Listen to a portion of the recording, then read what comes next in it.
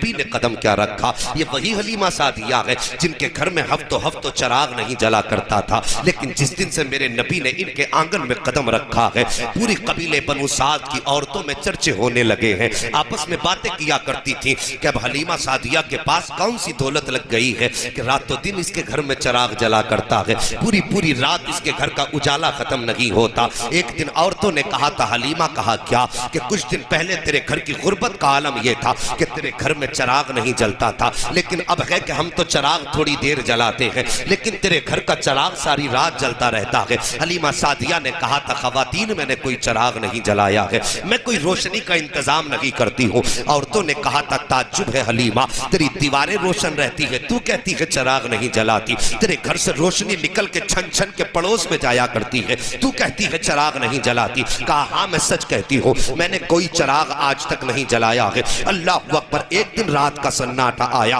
پوری بستی میں اندھیرا تھا لیکن حضرت حلیمہ سعدیہ کے آنگن میں اجالا ہی اجالا تھا. عورتیں اکٹھا ہوئی کہنے لگی چلو آج حلیمہ کی چوری پکڑی گئی ہے. رنگے ہاتھوں حلیمہ کو پکڑتے ہیں، یہ کہتی ہے میں چراغ نہیں جلاتی ہوں، آج بتاتے ہیں کہ چراغ جل رہا ہے کہ نہیں. عورتیں اکٹھا ہو کر حضرت حلیمہ سعدیہ کے دروازے پر آئی ہیں. جیسے دروازے پر دستک دی ہے اندر آپ کے شوہر موجود تھے. دروازے پہ دستک ہوئی، رات کا وقت تھا. شوہر کہنے لگے بیوی تم جا کے دروازہ کھولو، ہو سکتا ہے کوئی دودھ والا آیا ہو جس کا ہم پہ قرض ہے پیسے لینے آیا ہو. میں کیا جواب دوں گا. اللہ اکبر. حلیمہ کہتی ہے نہیں آپ جائیے. یہ باتیں ہوتی رہی. پھر حضرت حلیمہ اٹھی، ڈرتے ڈرتے جا کے دروازہ کھولا. جیسی دروازہ کھولا عورتوں کی بھیڑ دیکھی ہے. حلیمہ سعدیہ چپ کھڑی ہو جاتی ہے. سوچ رہی تھی شاید کوئی قرضہ لینے والی ہوگی، کوئی اپنا پیسہ وصول کرنے والی ہوگی، لیکن فرماتی ہے جیسی میں جا کے کھڑی ہوئی عورتوں نے کہا تھا حلیمہ آج تمہاری چوری پکڑ لی گئی ہے. میں نے کہا تھا کون سی چوری؟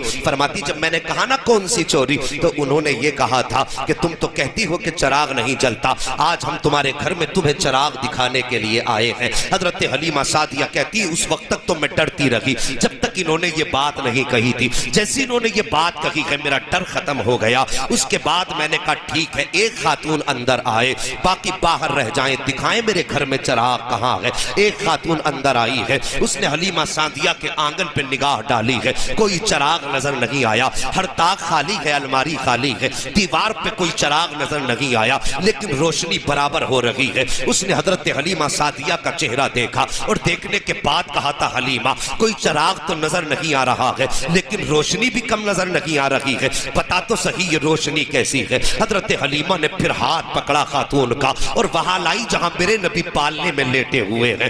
اللہ اکبر. مصطفیٰ کے رخ انور پہ کپڑا پڑا ہے، ہاتھ پکڑ کے لائی لا کے کھڑا کر دیا. خاتون کہتی ہے حلیمہ کیا دکھانا چاہتی ہو؟ حضرت حلیمہ سعدیہ نے جیسی میرے نبی کے چہرے سے کپڑا ہٹایا ہے خدا کی قسم نور کی ایسی روشنی نکلی ہے کہ خاتون نے اپنے آنکھوں پہ ہاتھ رکھ لیا تھا. حضرت حلیمہ کہتی ہے سن خاتون میرے گھر میں کوئی چراغ نہیں ہے، کوئی روشنی کا انتظام نہیں ہے، لیکن قسم ہے مجھے پیدا کرنے والے کی جب سے اس شہزادے کو لے کر کے آئی ہو مجھے چراغ کی ضرورت نہیں پڑی ہے. چہرہ اس کا ہوتا کہ چاندنی خدا اتار دیا کرتا ہے. تبھی تو اعلیٰ حضرت فرماتے ہیں چمک تجھ سے پاتے ہیں سب پانے والے، میرا دل بھی چمکا دے چمکانے. سبحان اللہ. نعرہ